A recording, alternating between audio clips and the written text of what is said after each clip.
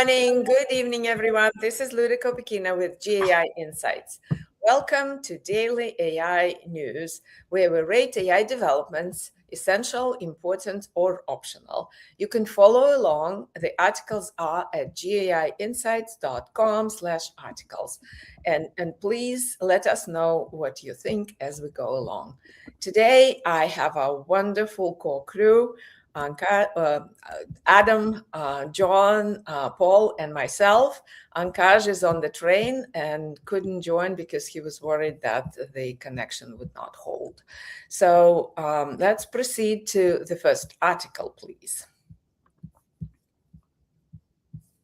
So the first one comes from Google, and they're introducing Gemini 3.1 Pro, a smarter model for your most complex tasks. This is a pretty powerful model in comparison with 3 Pro that only landed a couple of months ago I think at the end of November 25. Adam, what did you think about this advancement?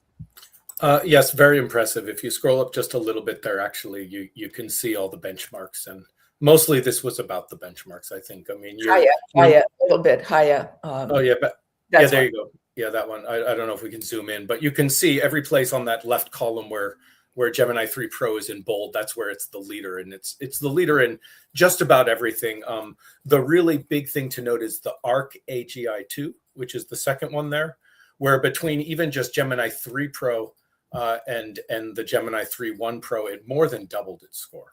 So they really focused on what they describe as the model's ability to solve new logic patterns and to really push the envelope, because more and more, as we're seeing with these agentic harnesses, it's the capability to do these really long-running tasks that's really important. So very strategic of them to focus on that. I gave this an important overall, not an essential, because I think it's not going to shift someone from, say, Claude to Gemini. If you're already using Gemini 3.0 Pro, you're probably just going to start using 3.1. This is immediately available across all the platforms just as the replacement for it.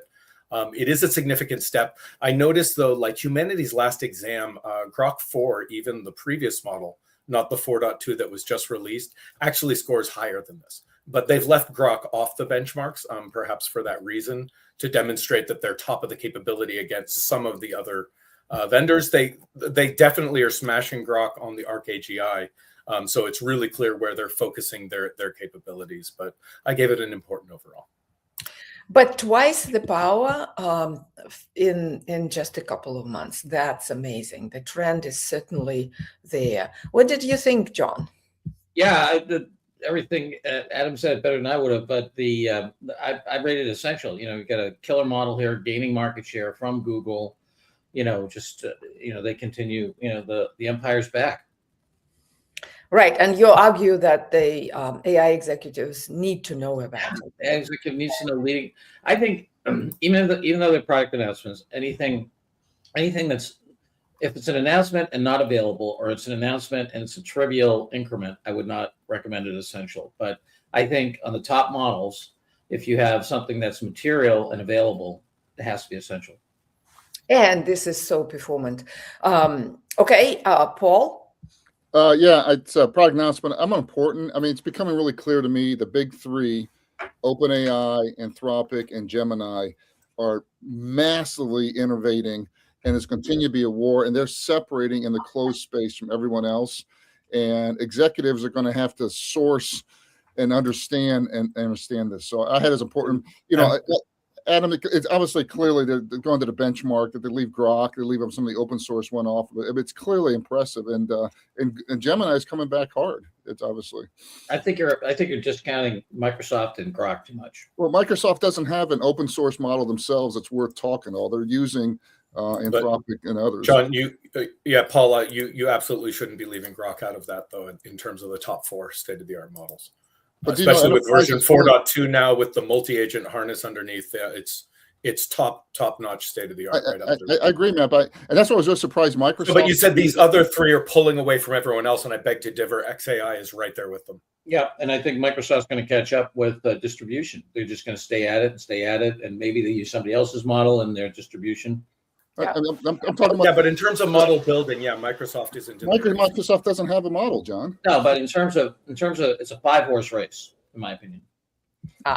I wouldn't agree with that, but let's stay with the article. Sorry, Luda, if I could, I will just say that I agree with John's assessment, though, that even if it's incremental change, there's no breakthroughs here. When you're talking about one of these state-of-the-art models having a significant increase in capabilities, the leader needs to know about it. I could support Essential for that. Exactly. So that Brenda is saying that it's actually going ahead of the other models significantly. Well, Adam, I'll make sure I'm listening. So, Adam, I know XAI is really powerful in Grok. So you're making the case that you think there's going to be more enterprises that pick that up because they can get comfortable with the guardrails they have, and they actually have. Microsoft just announced that you can use Grok in Copilot now. Yeah. Absolutely. Yeah. Absolutely. The other thing is that, the metrics, when you get down in, small to medium-sized business and stuff, I wouldn't be surprised to see tons of use of Grok. Yeah. The cost for intelligence is can't be competed with right now. Yeah. Exactly. Killing it. And, and I think that the bad, people are avoiding it because of the bad press and stuff. I think Grok will work this way through that, especially as, he does this financial shenanigans of putting XAI into SpaceX, which I think is simply a stock play. But anyway, a cash play. But he's done that before, right? He sucked his brother's company, Solar City, into Tesla for no good reason, right? Other than to save face. And so, because it would have gone bankrupt otherwise. Yeah, so onwards. But in terms of power for Grok, I also agree with John that it will be 4. It's currently 3, but they're catching up.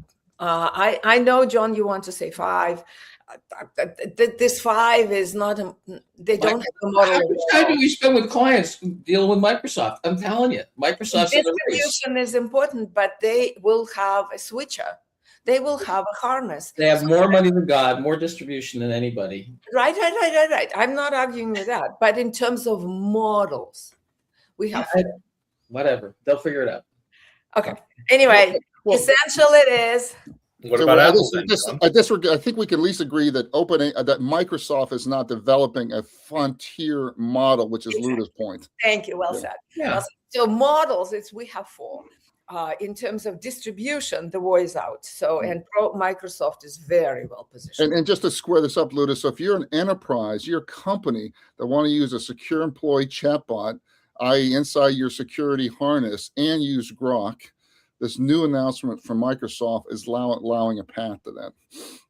Exactly. So Microsoft, to my prior point, will become a distribution agent, making all of these models available. And this will be cool because all these models are different in their capabilities and their emotional responses that we'll be talking more about. So I had colleagues just today saying they're going to go back and revisit the Copilot Studio agents they've built and rebuild them with Claude now. Right. So they'll rebuild them with Grok, but they'll continue to build on the Microsoft capabilities with all these different vendors, better and better. So in other words, that will become a distribution going forward. Okay. Essentialities. Let's proceed to the next one. It's nice to have Ankaj in our comments. He's on the train. He can comment but can't talk. All right. So the next one is coming from Anthropic. And the article is called Measuring AI Agent Autonomy in Practice. I'll take it. And this is a little bit of a longish description of how Anthropic went about evaluating that autonomy. So they claim that people are not really focusing on this. This is really true. Really don't even have the definition of an agent standardized across the industry. And so they took their API calls and Claude code and tried to understand what autonomy means and how much humans give of this autonomy to agents. So and they discovered a couple of things that now it runs, the API calls run longer. People interrupt it more often. They're trying to explain the experience. Developers interrupt it even more often than novices. So these are very interesting observations, but really, really early. What it underscores is there's a gap in the market, that there will be more stuff developed around understanding autonomy. But at the moment, I think it's optional. So what do you think, Adam?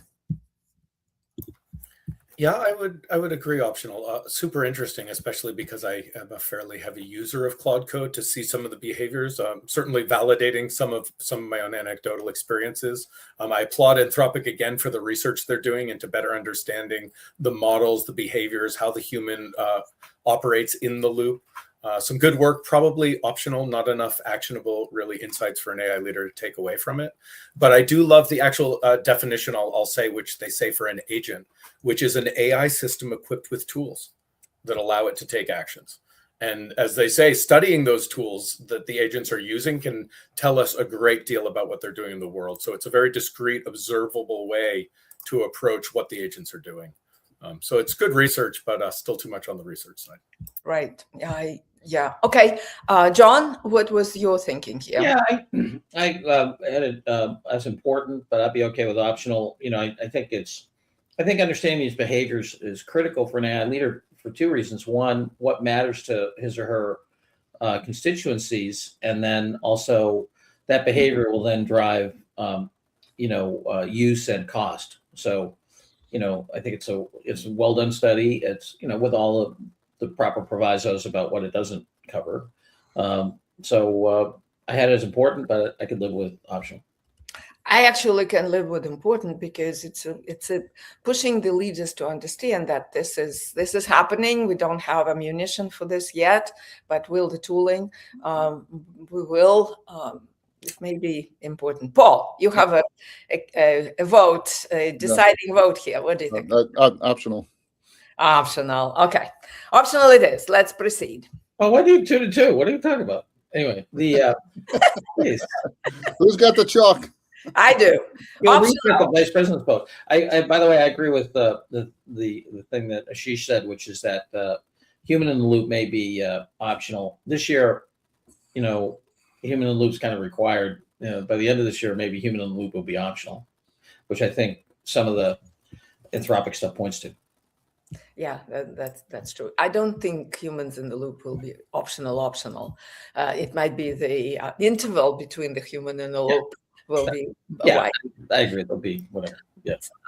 Okay. All right. Let's go to the next one. And the next one comes from OpenAI, and they're introducing what they call EVM bench. What did you think about this, John? Yeah, I had this as optional. This notion of dealing with the basic thing is saying, hey, look, there's over 100 billion worth of value, which is being traded out in crypto and smart contracts and other currencies and commitments, and that they created this EVM bench, which is a way to, as far as I can tell, it evaluates vulnerabilities and ways to fix problems with smart contracts. So, things like Ethereum and so forth. So, and they point out, look, there's a ton of vulnerabilities. Over 120 of them have been discovered, and that this EVM bench allows you to figure out, where they are, to fix them, and to, really try to not get on the wrong side of being exploited by them. It's $100 billion in a $100 trillion economy, so it's 1/1000th of the global GDP. So it's a big thing, but it's really on a global scale. In my cryptocurrency buddies, I always say, you guys are round off error, and you'll always be there, even just for the intelligence communities and the crooks, right? The CIA doesn't want crypto to go away, because Iran-Contra never would have been found out if they had crypto. So there's always an off income statement currency that's wanted by the large powers, for the sake of clandestine operations, if nothing else. So optional for AI leader, really interesting if you're in crypto, essential if you're worried about if you're doing a lot of stuff with smart contracts in crypto. Right, and maybe a sentence or two, John, on what they found. Right, so it wasn't a powerful finding at the end of the day.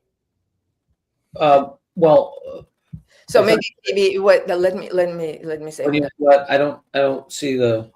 So what I mean is that they essentially they were detect, patch, and break. Right. So they couldn't quite detect a whole bunch. When they detected, they could patch, but it still wasn't. It wasn't a very good patch, in other words. And it seems like the break was also not very easy to do. So in the environment for this bench is not as powerful yet. So they will push on it. But it sounds from the article that it is just the beginning. So that calls for optional also. Adam, what did you think?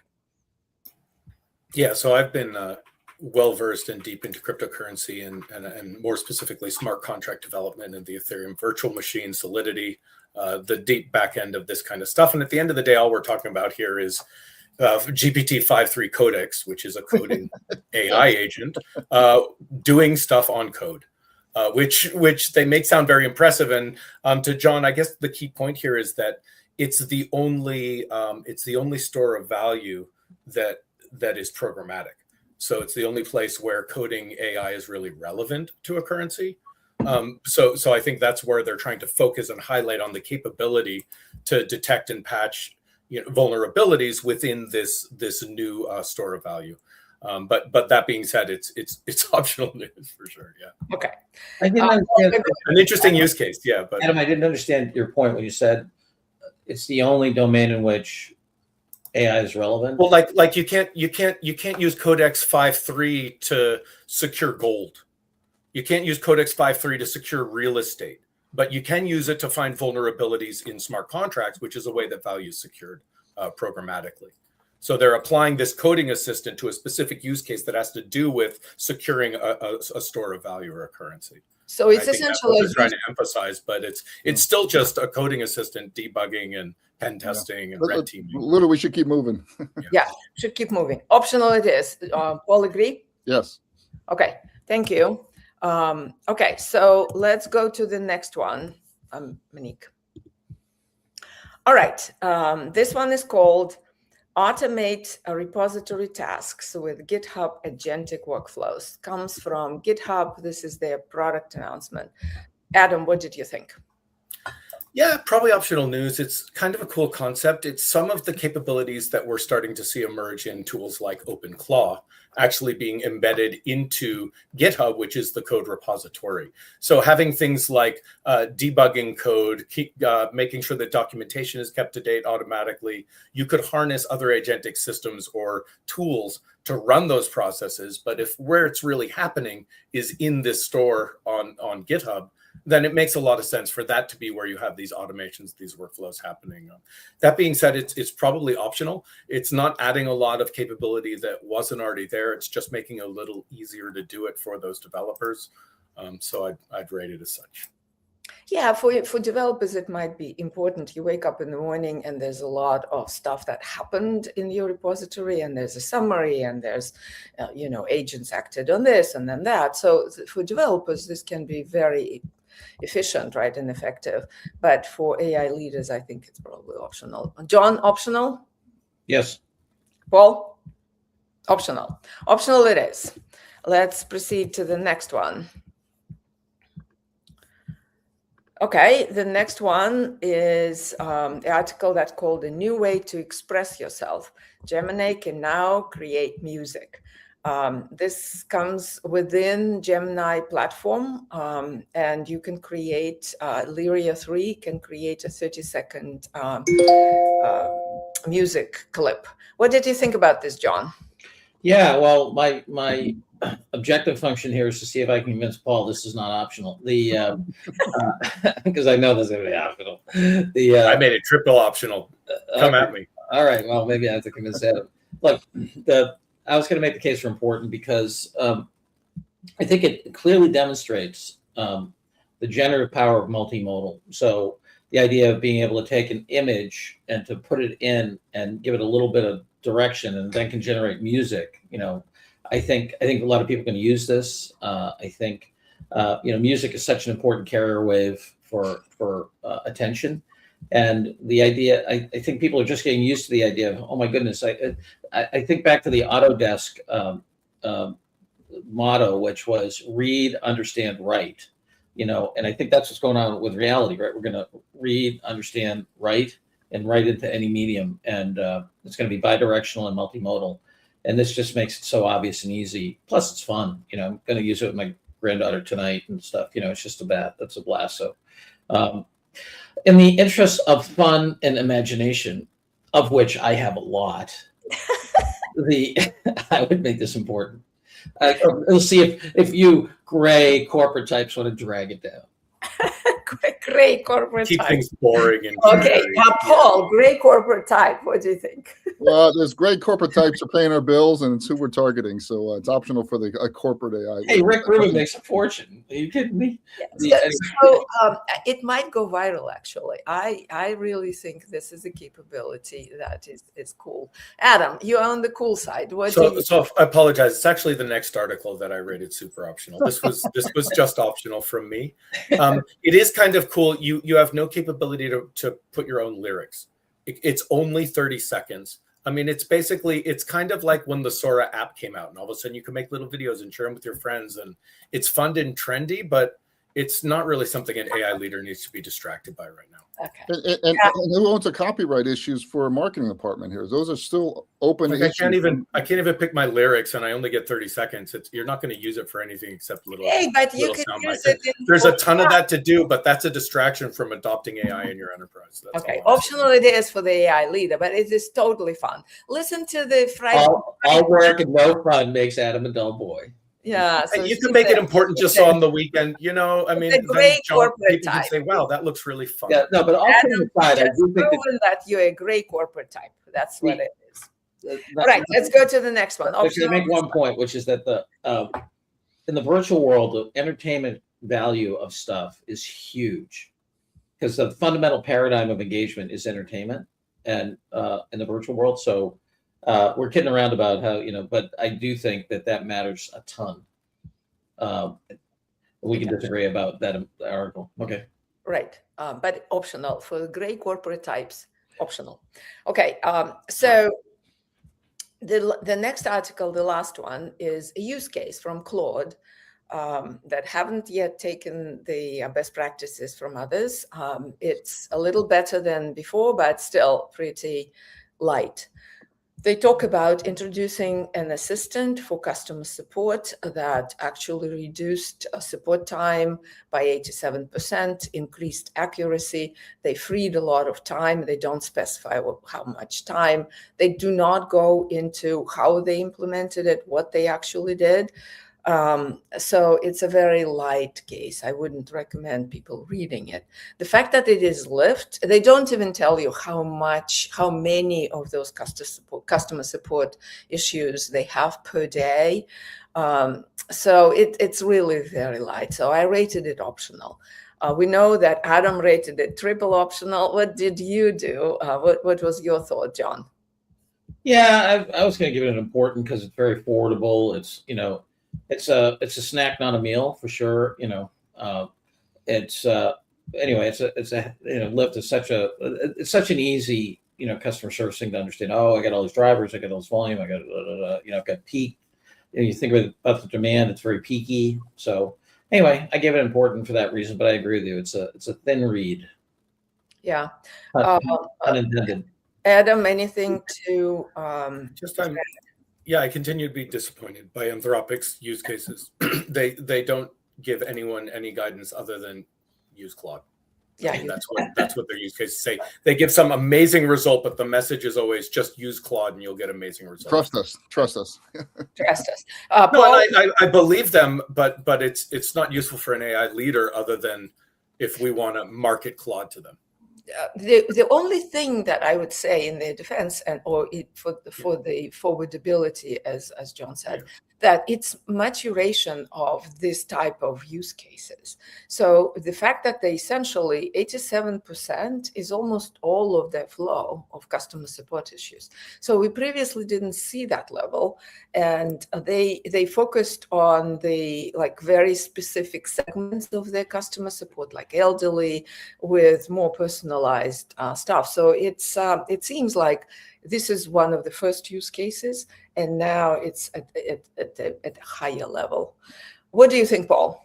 Yeah, I mean, it's optional. I think we got to continue to remember that so many people who have budget control executives are just now learning about this. And this is not, they didn't send a Claude secure chatbot out to their people for $30 a month. They took the Claude thing and built an application that was tested and everything else. So this is not the same Claude that we talk about, Claude in Excel here.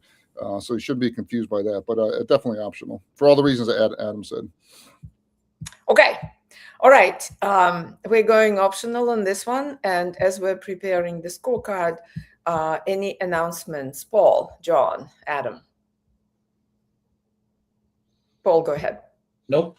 March 2nd at 7 p.m. Eastern, Sabatier is going to walk through demos of Claude Code and OpenClaw, both two of the hottest, or among the hottest AI tools out there. And second is John and I and our team, we continue to do a lot of Gen AI 101 and 201 education and workshops. We have a 4-hour one coming up with an equity analyst team in New York City. It's very sophisticated. I'm just continue reminded that, all us Gen enthusiasts are way over here, and the people who are super smart, they're just now learning. So we've got to continue to help them come forward and not think just because we have this daily show and we're living and breathing this, that everyone's where we are. Yep. I see it in women applying AI vary. This gap is quite big. But people are catching up. So today we had one essential and the rest were optional. So only one thing to read, and it's not a very heavy read for the weekend. Thank you very much for being here. Thank you for commenting. Thank you for arguing, analysts. I really appreciate it. Have a great weekend and happy Friday. See you on Monday. Right. Thank you, Adam.